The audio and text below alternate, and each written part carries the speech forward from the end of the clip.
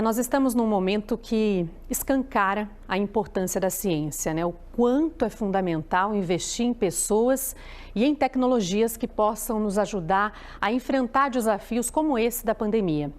Aqui na nossa região está a maior e mais complexa infraestrutura da ciência brasileira, você sabia? O projeto Sirius, do Centro Nacional de Pesquisa em Energia e Materiais, o CNPEM, que é ligado ao Ministério da Ciência e Tecnologia. Esse ano começaram as pesquisas no Sirius usando a luz síncrotron. Por causa da Covid-19, os primeiros estudos são na área da saúde. Mas esse equipamento brilhante que usa a luz do futuro com certeza ainda vai mudar e melhorar as mais diferentes áreas da nossa vida. Na primeira das 5 reportagens dessa semana, o Paulo Gonçalves e o Pedro Santana vão traduzir para a gente o que significa esse magnífico empreendimento e o que faz um acelerador de partículas. Objeto não identificado em Campinas. Sinceramente, eu não consigo definir essa imagem. O que o senhor acha que é isso aí? Uma arena de rodeio. Por quê? Pelo jeito da arquibancada e o oval da bola branca. Parece um estádio de futebol dos norte-americanos, mas não é. Talvez uma nave. Nave com multiplicação de luzes. Imagens extraídas de um filme de ficção. O nome veio do espaço. Sirius, a estrela mais brilhante vista durante a noite.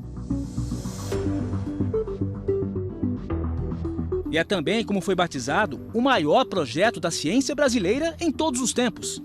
Fonte de luz para iluminar a fronteira do conhecimento.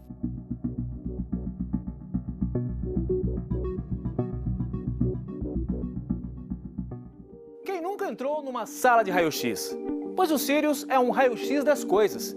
Permite enxergar a estrutura interna dos materiais através de radiação eletromagnética, que também existe no forno de micro-ondas ou nas ondas de rádio.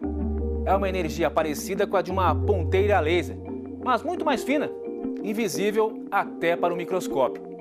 Como um equipamento de tomografia, o Sirius produz imagens tridimensionais, mas a potência é 1 milhão de vezes maior que a do tomógrafo comum. No caso de um rim, por exemplo, poderia identificar uma pedra minúscula e analisar como as moléculas dentro dela estão organizadas. O Sirius torna visível o que é quase invisível. É um gerador de conhecimentos sobre diferentes tipos de material, praticamente qualquer material, seja um material biológico, seja um implante ósseo, seja um material estrutural, como concreto se formar, seja um material da natureza, seja o interior de uma planta. A matéria, ela se organiza de diversas formas. Compreender essa organização é fundamental para a gente ter uma melhor relação com o universo, produzir melhores materiais, medicamentos. E o Sirius ajuda isso, porque ele fornece as imagens tridimensionais necessárias para a gente ter essa compreensão.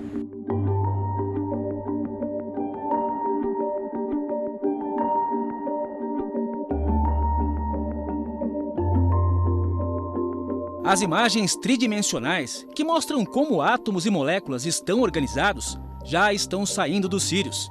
São os resultados das primeiras pesquisas. A gente então está aumentando aqui coisas que são 50 mil, mais de, 100 mil vezes menores do que o que a gente enxerga, né, do que um fio de cabelo, por exemplo. Então é praticamente invisível para os nossos olhos, mas não para o raio-x.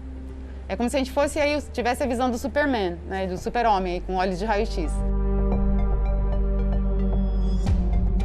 Um super equipamento.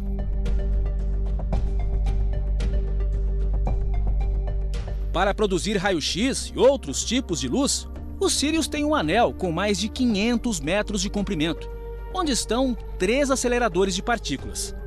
Começam com um canhão e depois seguem com essa tubulação com 1000 ímãs. O tubo tem uma câmara de vácuo, espaço onde não existe matéria. Afinal, um grãozinho de poeira atrapalharia toda uma pesquisa.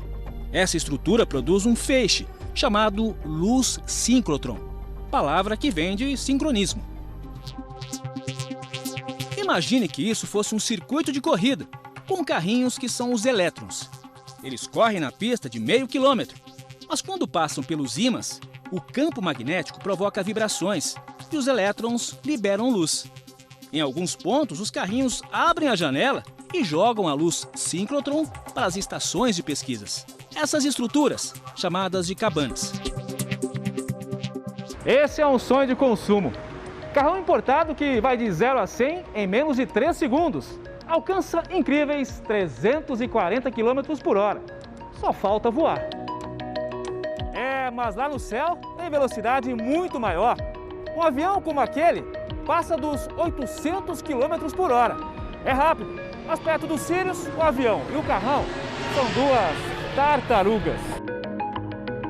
O novo acelerador de partículas faz os elétrons viajarem a quase 1,5 bilhão de quilômetros por hora. É quase a velocidade da luz. São 600 mil voltas por segundo no anel. Tão rápido que lá dentro a percepção de tempo e espaço fica diferente. Para os elétrons, a volta de 500 metros é como se fosse do tamanho desse anel.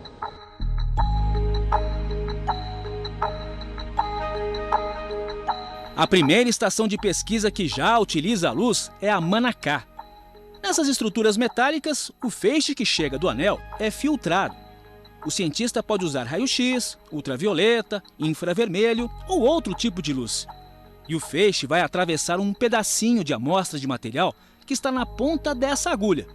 A técnica se chama cristalografia. Para estudar ela, como ela é muito pequenininha, a gente deixa ela crescer até formar uma coisa um pouco maior, que seria um cristal, tipo um grãozinho de sal. Se eu pegar o sal bem fininho, cada um daqueles pedacinhos do pozinho é um cristal.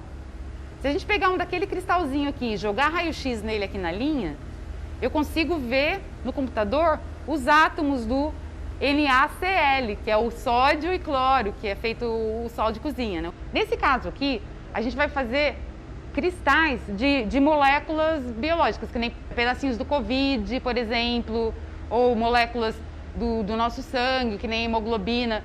Você sabe como ela é por causa desse tipo de técnica. Nesse estudo, os pedacinhos de amostra em cristais são do vírus da Zika e os dados são transformados em gráficos. Nesse cristal, que a gente está vendo aqui ele na pontinha do porta-amostra lá, né, da nossa agulhinha, quando eu jogo o raio-x nele, a gente faz várias fotos, né, consegue saber a posição de cada átomo.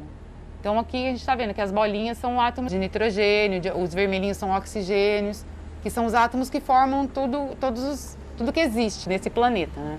Quando a gente pensa num ligante, num novo remédio, ele vai chegar e entrar aqui perto desses outros átomos e se ligar nele, por exemplo, para emperrar o funcionamento dessa molécula. Essa mesma linha de pesquisa estuda moléculas contra o vírus que mudou nossa rotina, o da Covid-19. O vírus é composto de um conjunto de moléculas e átomos, e ele invade uma célula, né? E ele toma conta dessa máquina da célula através dessas moléculas dele, né? Dessas proteínas que a gente fala. Então eu quero enxergar essas coisas. É como se eu quisesse enxergar o exército do vírus, só que o exército do vírus é um exército com tanques invisíveis para a gente. Então eu preciso enxergar através de equipamentos como esses tanques invisíveis, para eu poder montar o meu exército, né, também de moléculas, né, que são os fármacos, para poder combater essa doença, para dar um exemplo, e vencer a guerra.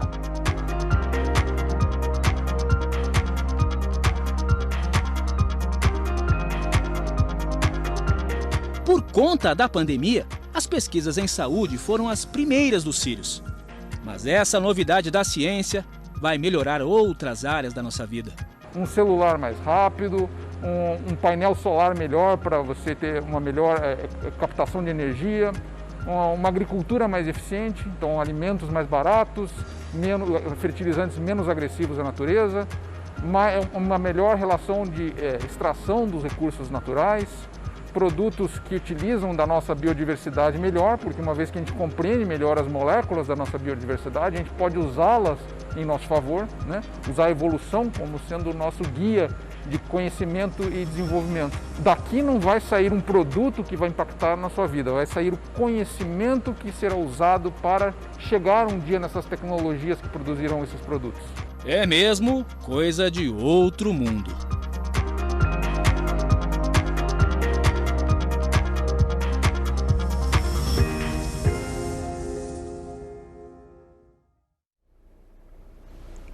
Amanhã, na segunda reportagem sobre o projeto Sírius, a gente conta algumas curiosidades que envolveram essa obra que é única no Brasil.